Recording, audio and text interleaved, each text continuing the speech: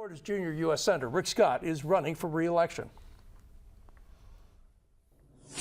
And in a series of ads, he's been running for more than a month, he claims that we send our kids to school where some radical socialist teacher does not teach them math or English, and they're taught that men can have babies and become women, and that we should worship the God of government, not the God who created us. In another ad, he says President Joe Biden is moving America towards socialism. Let's talk straight. Every country that goes socialist destroys freedom and makes people poor. And President Biden is moving America towards socialism. Everything, food, healthcare, housing, it all costs more, which leaves you with less. That's the way of socialism. So Stanley, he doesn't really describe what he means by socialism, but what's your take on the effectiveness of that ad? Well, unfortunately, I believe that there will be a population where it is effective. But the real big issue is that I just believe it's not only dangerous but irresponsible of him to be quoting things that can't, one, be measured, can't be validated or invalidated. You know, this is kind of a sophomore comment, but why don't we just like have a night of the broken glass? Because that's exactly what he's doing. He's not given any truth, and it's just, he's really tugging on people's emotions, and this is a very dangerous thing for a person in his position. Barry, the governor grew up in the senator grew up in public housing, made his money off Medicare. Some say that off of health care. Well, off Medicare and Medicaid. Right. Some say it was one of the biggest frauds in Medicaid and Medicare history. His company was fined $1.7 billion. So he made money off socialism. He lived off what I think he would consider socialism, and now he's criticizing it. Well, I don't know if that's socialism, but I think this is good politics. Well, what does he mean by socialism? Well, I think he means socialism, and what we've seen, there's policy and there's politics, and we're in the campaign season. I just listened to Joe Biden on his press conference today about education, and he said no Republican voted for this. So both sides are using draconian, hyperbolic language to try to get their points across. But we know this is good politics because he's bought $750,000 of TV in Hispanic TV the last 6 weeks, and now he leads by a real clear politics average of 12 points across the state, and he leads in every single district, legislative district, with the Hispanics. So he's working, and I predict on your show 2 years ago that Ron DeSantis would win by 12. Rick Scott's going to win by 15. So this is great politics.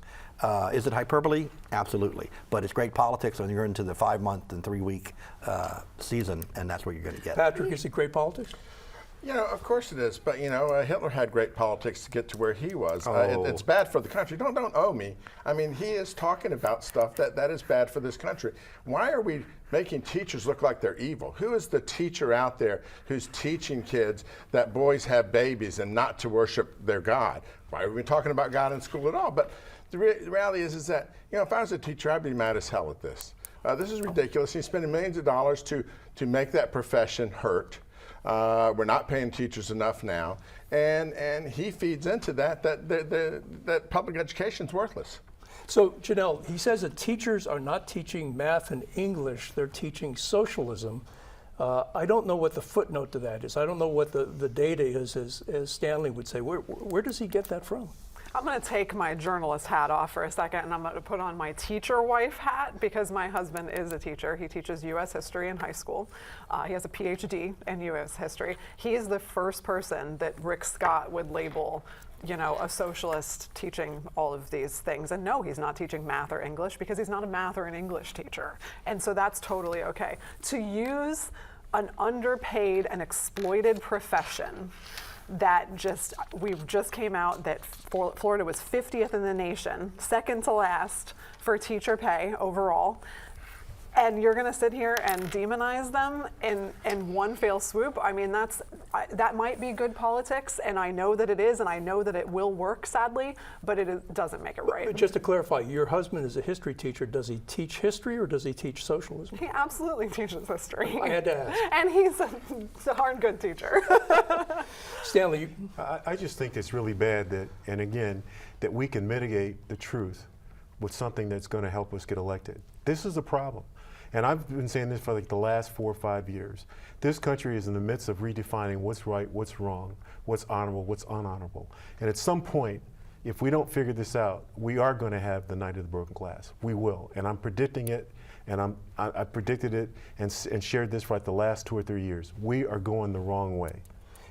Does this show too, I mean, if Scott has this much money this early in the campaign, does it show that you know, all you need is a lot of money, spend it early in the campaign and solidify your lead, and there's no race? Look at how he's gotten into positions of power in the first place. You know, his bids, both of his bids for governors were largely self-funded. So this is a man where money has never been an issue. So, you know, I think that does play a huge role. And, you know, for Democrats, I think they're putting all of their eggs into one basket, and that is the abortion issue.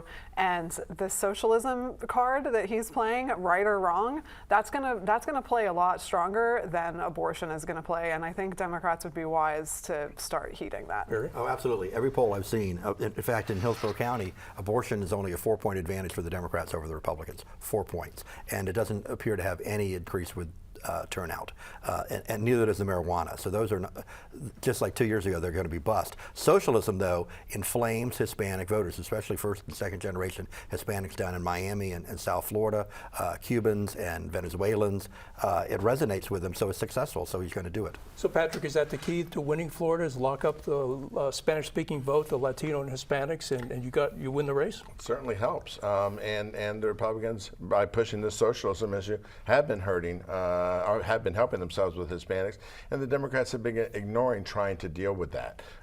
You know, they have ignored going back and labeling Republican leaders as being dictators and showing images of Scott and Fidel Castro and our governor and Hugo Chavez.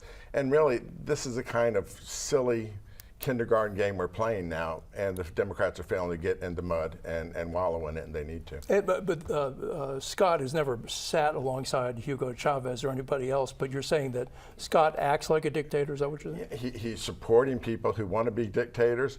You know, Donald Trump doesn't want to foster democracy here. He just wants to win.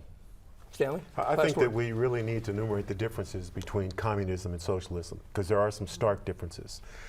We have a real problem, and that is that we have an extreme right and extreme left that are getting a lot of play. The bottom line, if you're either one of those, you are not for democracy.